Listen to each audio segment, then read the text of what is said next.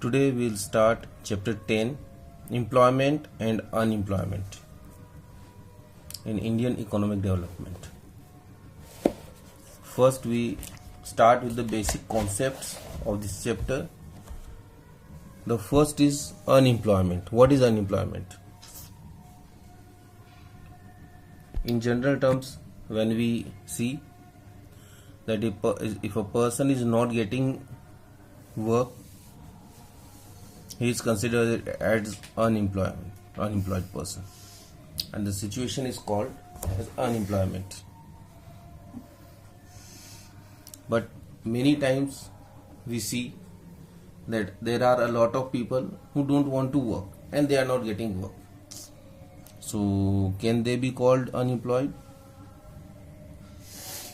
We'll look once we look about the definition, and then we will discuss about that. Unemployment refers to a situation when people are willing to work at the existing wage rate and are able to work but are not getting work. So the person who are willing to work and are able to work.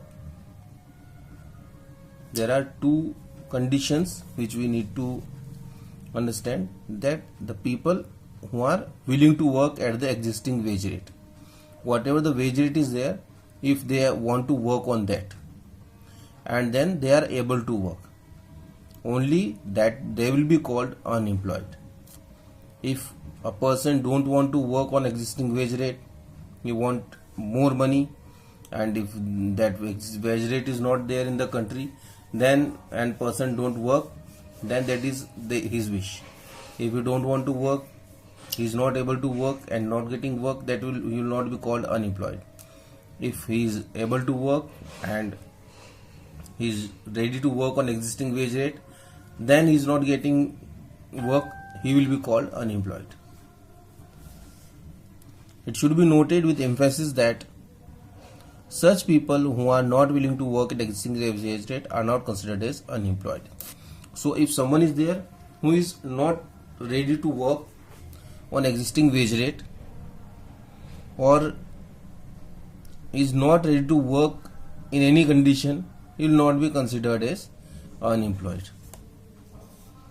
And the person who want to work are called the workers. So workers, who is a worker? Worker is an individual who is engaged in some production activities, whosoever is ready, who is working in any kind of production activity, called a worker. He may be working in a factory, he may be working with a shop, he may be working at any office or any other place. If he is engaged in a production activity, he will be called a worker. A worker or an individual engaged in production activity contributes to GDP by rendering his services. What worker do? Worker gives his services to the country and contributes to the GDP of the country, because whatever we work and we produce by our work, we earn by our work, is a part of GDP of the country. So worker contributes in the GDP of the country. Now we talk about workers much, so there are broadly two types of workers: the self-employed workers and the hired workers. Then there are some more types of workers which are hired workers. In the hired workers, we have the casual and the regular workers. So these four are the categories of the workers. First, we will talk about the basic categories. These are the self-employed and the hired workers. Then we talk about the categories of the hired workers. Okay, so workers, they can be classified into two categories: the self-employed and the hired workers. Who are the self-employed workers? These are those workers who are engaged in their own business or on profession. Just like a farmer is working at his farm, entrepreneur working at his own factory, at his own shop, he is called the self-employed workers because he has given job to himself. He is not getting salary from any other person. He is working and earning money for himself. Then the second category, that is of hired workers. These are those workers who work for others. They render their services to others and as a reward they get wages or salaries. Or maybe they are paid in kind. These are the workers.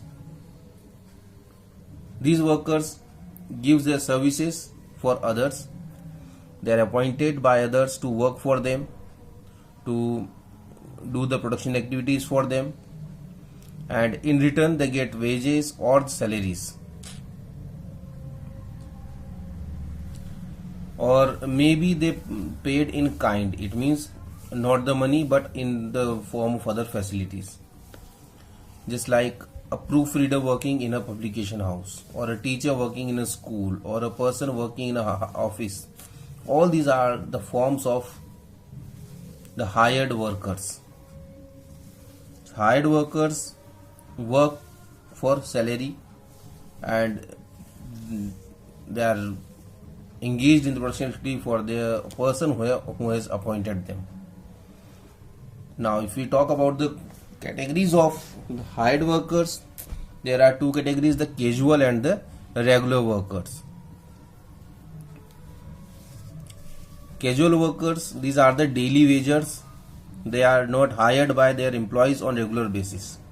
These persons are not employed for regular basis. They are the daily wagers. It means they get their job daily and they get their wages daily. They are not given social security benefits like provident fund, gratuity, pension. They don't get anything. They just get their wages per day, and if on second day they are not needed, then they are not called for the work. Then we have the regular workers. These are on permanent payroll of their employers. They are entitled to all social security benefits including pension, gratuity and provident fund. So these people get all the facilities from the employers and they are regular on their work. They need to go throughout the year to the work, and at the end of the month they get their salary for whatever day time they have worked for the institution. It is often found that casual workers are unskilled workers, like a worker working at the construction site. A regular worker, on the other hand, is usually a skilled worker, like engineer working in a factory. That is the difference because between these two. Casual workers are the unskilled worker. They don't have proper skills about what the work they are doing, but the regular workers, they are skilled workers, and because they are skilled, so they get all the facilities of a worker.